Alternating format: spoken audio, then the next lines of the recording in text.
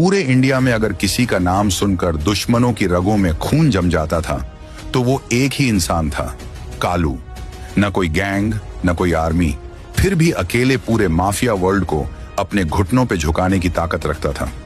उसके पास सिर्फ जिगर, दिमाग और दिल में छुपा दर्द था, जो सिर्फ एक इंसान से जुड़ा था, कीर्ति, उसका बचपन का प्यार। दुनिया के लिए कालू सिर्फ एक कातिल था, पर कीर्ति के लिए वो एक मासूम बच्चा जिसने सिर्फ मोहब्बत की थी। पर ये बात सिर्फ उसी के दिल में दबी थी, क्योंकि कालू की दुनिया खून और बारूद से बनी थी। एक दिन कालू को इंडिया से बाहर जाना पड़ा। हेलीकॉप्टर की गड़गड़ाहट के साथ वो उड़ गया, पर जैसे ही उसकी परछाई इंडिया से हटी, देश की जमीन कांपने लगी। पूरे भारत के माफिया गैंग जाग गए। सबको पता चल गया, कालू इंडिया से बाहर है, ये मौका दोबारा नहीं मिलेगा। राणा बिल्ला और गोना रेड्डी, दो खतरनाक दुश्मन जो अब तक कालू के सामने चूहों की तरह दबे रहते थे, अब शेर बन चुके थे।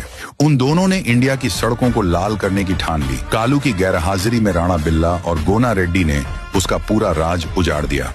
गोदाम जला दिए गए, उसके आदमी सड़कों पर काट दिए गए, और जो बचे उन्होंने डर के मारे उसका साथ छोड़ दिया।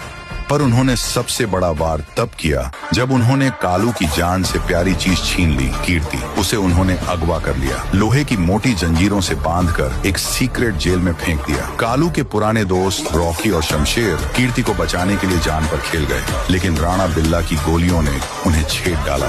वो कालू की मोहब्बत के लिए शहीद हो गए। उनकी चीखें, उनके खून से लिखे आखिरी संदेश कालू तक पहुंचते हैं, और अब वो शेर फिर से दहाड़ने वाला था।